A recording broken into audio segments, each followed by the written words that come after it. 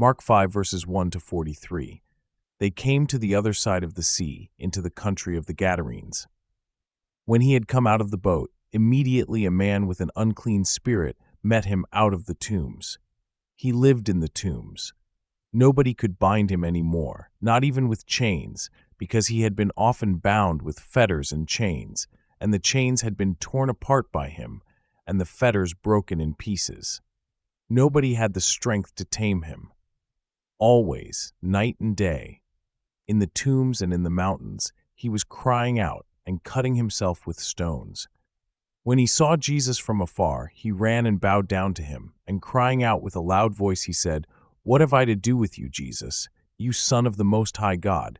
I adjure you by God, don't torment me." For he said to him, "Come out of the man, you unclean spirit." He asked him, "What is your name?" He said to him, "My name is Legion, for we are many." He begged him much that he would not send them away out of the country. Now on the mountainside there was a great herd of pigs feeding. All the demons begged him, saying, "Send us into the pigs, that we may enter into them." At once Jesus gave them permission. The unclean spirits came out and entered into the pigs. The herd of about 2,000 rushed down the steep bank into the sea, and they were drowned in the sea. Those who fed them fled, and told it in the city and in the country. The people came to see what it was that had happened. They came to Jesus and saw him who had been possessed by demons sitting, clothed, and in his right mind, even him who had the legion, and they were afraid. Those who saw it declared to them what happened to him who was possessed by demons and about the pigs. They began to beg him to depart from their region.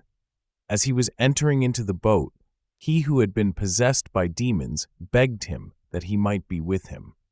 He didn't allow him, but said to him, "Go to your house, to your friends, and tell them what great things the Lord has done for you, and how he had mercy on you." He went his way and began to proclaim in Decapolis how Jesus had done great things for him, and everyone marveled. When Jesus had crossed back over in the boat to the other side, a great multitude was gathered to him, and he was by the sea. Behold, one of the rulers of the synagogue, Jairus by name, came, and seeing him, he fell at his feet and begged him much, saying, "My little daughter is at the point of death. Please come and lay your hands on her, that she may be made healthy and live." He went with him, and a great multitude followed him, and they pressed upon him on all sides. A certain woman, who had an issue of blood for 12 years, and had suffered many things by many physicians, and had spent all that she had, and was no better, but rather grew worse, having heard the things concerning Jesus, came up behind him in the crowd, and touched his clothes. For she said, "If I just touch his clothes, I will be made well." Immediately the flow of her blood was dried up, and she felt in her body that she was healed of her affliction. Immediately Jesus, perceiving in himself that the power had gone out from him, turned around in the crowd and asked, "Who touched my clothes?" His disciples said to him, "You see the multitude pressing against you, and you say, 'Who touched me?'" He looked around to see her who had done this thing. But the woman, fearing and trembling, knowing what had been done to her, came and fell down before him and told him all the truth. He said to her, "Daughter, your faith has made you well. Go in peace and be cured of your disease." While he was still speaking, people came from the synagogue ruler's house, saying, "Your daughter is dead. Why bother the teacher any more?" But Jesus, when he heard the message spoken, immediately said to the ruler of the synagogue, "Don't be afraid, only believe." He allowed no one to follow him, except Peter, James, and John, the brother of James. He came to the synagogue ruler's house, and he saw an uproar, weeping, and great wailing.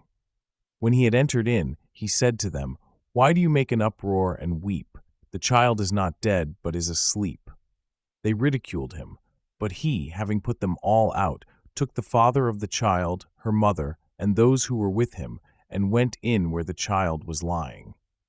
Taking the child by the hand, he said to her, Talitha Kumi, which means, being interpreted, Girl, I tell you, get up.